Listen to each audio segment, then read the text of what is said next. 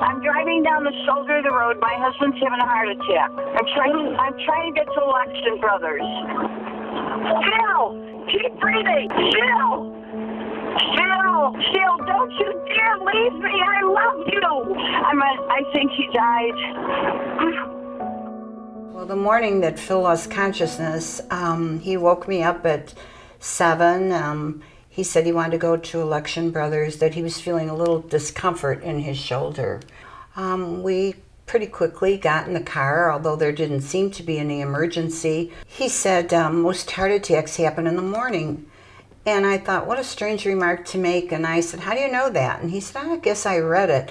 And just seconds after that, his head dropped. I knew instantly that he had had a heart attack. And there was absolutely no doubt in my mind that he had died. At that point, I reached for my phone and I dialed 911. The 911 operator asked me to pull over. I did that on the Elgin O'Hare, but as I pulled over, I just saw a straight shot. When Phil arrived in the emergency room, he had no pulse, blood pressure, no respirations. We're not entirely sure how long he had been that way, but it had been for probably over 15 minutes at least. Patients who have cardiac arrest are initially brought to the emergency room. At that point in time, rapid response team is called, cardiology is called, and the intensive care team is called. Also, neurology is involved. In patients who have traumatic brain injury because of their cardiac arrest, we also involve neurosurgery. So we have a multidisciplinary approach involving critical care, emergency room, cardiology, interventional cardiology, neurology, and neurosurgery. The biggest challenge that we have in supporting families in these situations is how do we keep them feeling like they haven't lost total control? I think the biggest challenge with them is they come into a situation where they feel helpless. When Phil was in the emergency room, he was intubated. We put a breathing tube down his throat to reestablish respirations. He was given medications to reestablish blood pressure and a pulse.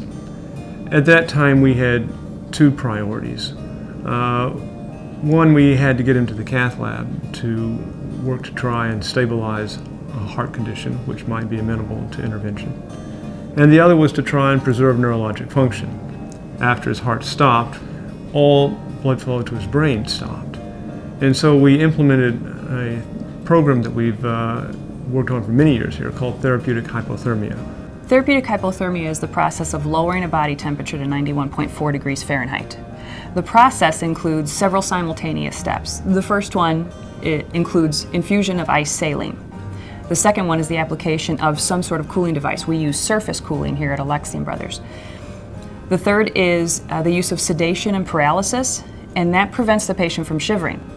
The last thing is the environmental cooling. After that, the patient is cooled for 12 hours, and from there then we implement the warming phase, and the warming phase takes an additional 12 hours. The rewarming phase is critical. It helps to control increases in intracranial pressure and helps to improve the hemodynamics of the patients. Well, of course, this whole procedure of the ice was totally unknown to me, and so it was such an interesting thing that he was so cold and his temperature was dropped to such a degree, but that he always appeared to be comfortable. I always got that sense that they were totally working towards his wellness. Each one of us is providing our own little piece of information that's going to help the family deal and cope with that situation the best. My first awareness was, hello, you're in a hospital and you're doing okay. If Phil would have gone to heaven, I would want to sit here and say the same things that I'm saying now about everyone. Everyone was just great.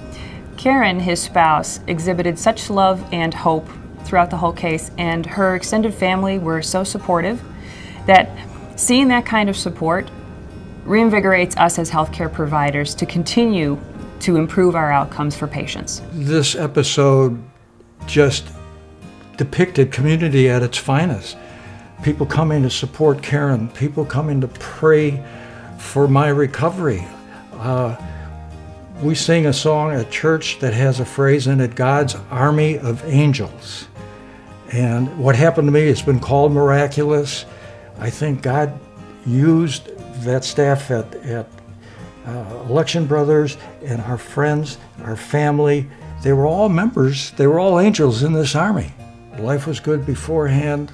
Life continues to be good now, thanks to the miracle on Beester Field on June 11th. Karen sent me an email after Phil had been discharged from rehabilitation, and it showed Phil in his favorite chair, reading his iPad, in his home environment, and Karen simply stated in there, "I got my Phil back." Election Brothers, you're where it's at. Thank you.